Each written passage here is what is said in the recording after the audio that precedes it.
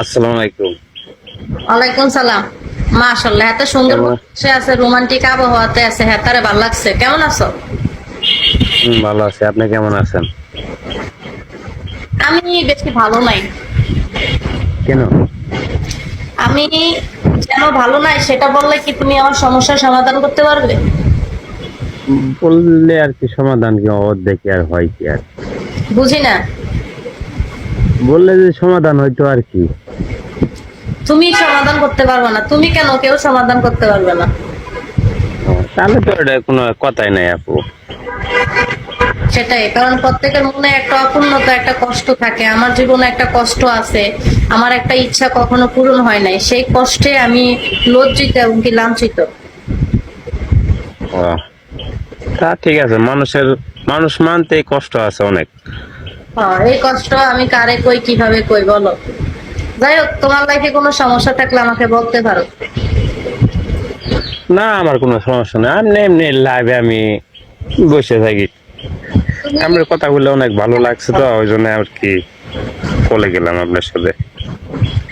এত কষ্ট আপনার দেখি, আপনার কষ্ট ভাগাভাগি করা যায় কিনা। শোনো, তোমরা কষ্ট অনলাইনে ভাগাভাগি কখনোই করবে না, কারণ অনলাইনে মেয়েরা হচ্ছে ধোঁকাবাজ। 100-র মধ্যে 80% মেয়েরা হচ্ছে ছেলেদেরকে ধরো টাকা দিলে বা কোনো রিলেশনশিপ হতে স্বার্থ ফুরালে কিন্তু ব্লক মেরে দেয়। এখন আমি যত কথাই হুম। বলি না কেন, তোমরা আমাকে বিশ্বাস বিলিভ করবে না, তার মানে আমার কষ্ট শুনে তোমাদের লাভ হবে না। অথবা শুধু শুধু কলজাটারা সেদা বেদা বানাই দিবা, কোনো ফায়দা নাই। ঠিক বলেছেন আপনি। হ্যাঁ। আপনি এখন কোথায় আছেন? বাঁশবাগানে নাকি?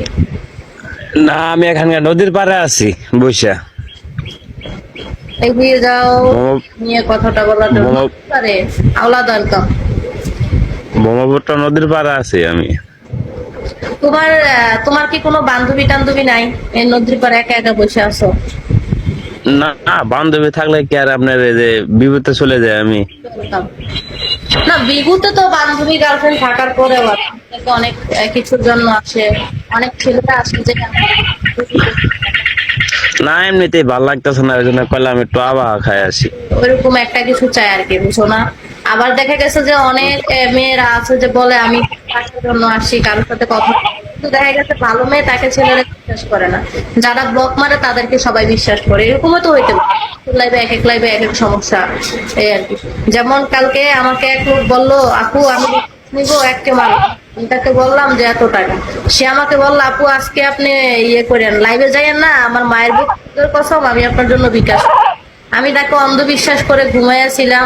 রাত 9টা বাজে উঠতে বেড়ারে ফোন দিয়ে দেখি বেড়া আমারে বলক মাইরা দিছে। তা আমি মনে অনেক কষ্ট পাইছি, বুঝছো? হ্যাঁ, সেটাই। তোমার পেশা কি? আমার পেশা, আমি একটা কাজ করি বাবুসি লাইনে। বাবুচিক লাইনে কাজ করো? তুমি আমাকে রান্না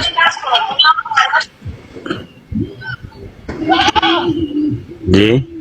তুমি আমাকে রান্না শিখাবা? মেয়ে মানুষ এমনি তো রান্না শিখে। না না, আমার অতি আদরের একটা জামাই আছিল, বুঝছো? বেড়া আমারে ফালাই দিয়ে চলে গেছে, আমি রাঁধতে পারি না দেখো। খিচড়িটা তো বেড়া আমার ফালাই দিয়ে। তাই নাকি?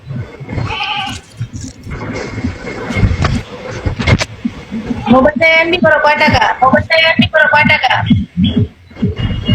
আপনার 160। জি। 60 টাকা এমবি কয়দিনের লেগে বড়? 7 দিন, 10 GB। মা, এমবি এমবি 7 দিন তোমার গায়ে, আমি এমবি কইটা আমার 15 দিন যায় না। 15 দিন যায় না। যাই তো, আমি যাও তো আপনার লাইভে থাকি না। এই পর্যন্ত কি কত বিগুলাই মেয়ের সাথে কথা বলছো? না, অনেকটা না। বুঝি না। অনেকটা না। আমি তো এমন কাজে বিজি থাকি। সামনে আসো, চেহারা দেখি না, তুমি অন্যদের মতো হয়ে যাইতেছো। তুমি যে নদীর পাড়ে আছো, তুমি জানো নদীর পাড়ের আবহাওয়া কত সুন্দর? হুম। এখন আমার একটা কথা শুনো, বিয়ে করছো? বলেন।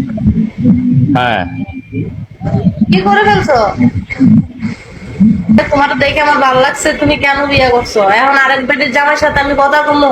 কেস মামলা খাওয়াইবে আমার তুমি? তোমার বউ না আমার নামে মামলা করবো? আসো কেন?